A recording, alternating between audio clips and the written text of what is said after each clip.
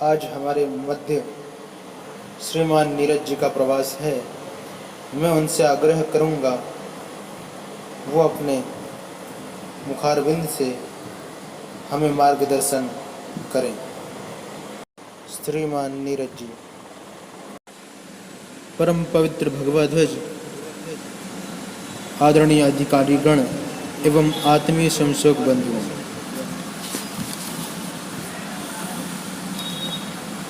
आज हम श्री गुरु पूर्णिमा कार्यक्रम के निमित्त यहाँ उपस्थित हुए हैं। भारतीय जीवन शैली में गुरु का विशेष महत्व है। बालक के प्रथम गुरु के रूप में जहाँ माता पिता माने जाते हैं, वहीं उनके संस्कारों और जीवन के मूल्यों को स्थापित करने के लिए पारंपरिक गुरु की आवश्यकता होती है। वर्तमान समय में गुरु को विभिन्न नामों से जाना जाता है, जैसे शिक्षक, टीचर, अध्यापक, जबकि गुरु इन सब से ऊपर होता है। जहाँ सीखना होता है वहाँ शिक्षक की जरूरत पड़ती है, और जहाँ टॉक है, संवाद है, वहाँ टीचर की आवश्यकता है। जहाँ अध्ययन किया जाता है वहाँ अध्यापक की आवश्यकता है, जबकि गुरु को विशाल रूप में माना गया है। यही भारतीय परंपरा की खासियत है। गुरु एक अवस्था है, वह तुल्यमान है, वह एक स्थिति है जिसका सीधा संबंध उस विशाल और सर्वोच्च स्थिति से है जिससे बढ़कर और कुछ नहीं। अगर हम अष्टावक्र का उदाहरण ले ले तो उन्होंने अपने जीवन में 8 गुरु माने। जैसे प्रमुख गुरु थे कुत्ता, गधा, बगुला इत्यादि। उन्होंने ऐसे 8 गुरु बनाए। उन गुरुओं से उन्होंने सीखा। कुत्ते से उन्होंने एकाग्रता, स्वामी भक्ति सीखी। गधे से सहनशीलता सीखी।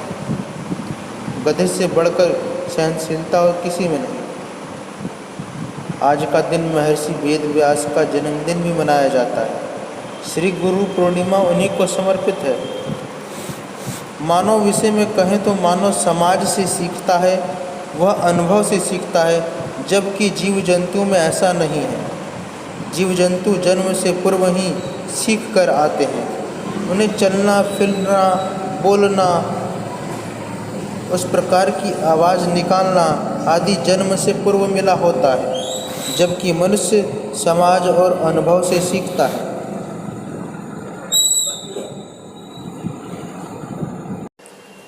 राष्ट्रीय स्वयंसेवक संघ में जब पहला गुरु पूजन कार्यक्रम होना तय हुआ तो सभी यह विचार कर रहे थे, आखिर गुरु किससे माना जाए। स्वयंसेवकों ने मंत्रणा किया, विचार किया और गुरु के रूप में माननीय हेडगेवार जी को पूजने का मन बना लिया।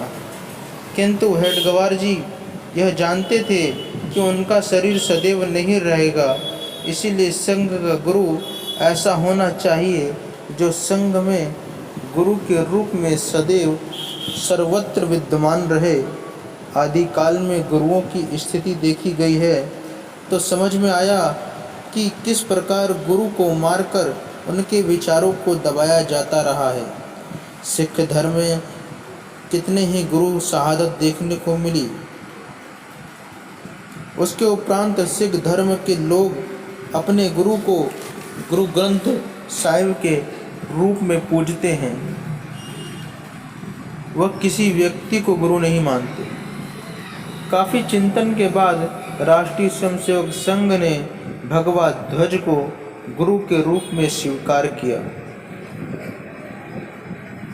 भगवा 2 कलर से मिलकर बना है, लाल और पीला। लाल रंग तेज, उत्साह, क्रांति, उग्रता का प्रदर्शित करता है, वहीं पीला रंग सहनशीलता के परिचायक है। इन दोनों के मिश्रण से भगवा रंग तैयार होता है, जिससे तेज, क्रांति, उग्रता के साथ साथ सहनशीलता भी विद्यमान है। जहाँ जिसकी आवश्यकता होती है उसका प्रयोग किया जाता है। संघ में भगवा ध्वज को स्वीकार करने और व्यक्ति को गुरु के रूप में स्वीकार न करने के पीछे एक और भी कारण है। व्यक्ति जीवन नश्वर है, उसके जीवन में उतार चढ़ाव आते रहते हैं। उसके निजी जीवन में अनेकों कमियां होती हैं, उसमें उग्रता, कटुता, दया भाव की कमी, यहाँ तक कि कई बार पथभ्रष्ट भी हो जाता है। प्राचीन समय में विश्वामित्र प्रसिद्ध तपस्वी हुए। उन्होंने जीवन भर तप किया, किंतु मेनका ने क्षण भर आकर्षण में उनका संपूर्ण तप व्यर्थ हो गया। साधारण शब्दों में कहें तो वो पथभ्रष्ट हो गए। इस प्रकार सामान्य व्यक्तियों में भी कुछ न कुछ कमियां, अनेकों कमियां होती हैं। उन्हीं कमियों के कारण संग बदनाम न हो, उस पर किसी प्रकार का दाग न लगे। एक व्यक्ति के कृत्य से संघ की छवि खराब न हो, इस विचार को ध्यान में रखते हुए भगवाध्वज को सर्वसम्मति से गुरु के रूप में स्वीकार किया गया। संघ में प्रयोग किए जाने वाले भगवाध्वज की आकृति अखंड भारत को प्रदर्शित करती है। आज भगवाध्वज को देखें तो नीचे का भाग बड़ा होता है और ऊपर का भाग छोटा। वह यह प्रदर्शित करता है कि संघ में बड़े लोग सदैव छोटे लोगों को प्रोत्साहित करते हैं, स्वयं के नीचे रखते हुए छोटे को ऊपर उठाने का प्रयत्न करते हैं। इन्हीं वाणी के साथ मैं अपने वचनों को विराम देता हूँ और सभी को एक बार पुनः गुरु पूर्णिमा की हार्दिक शुभकामना देता हूँ।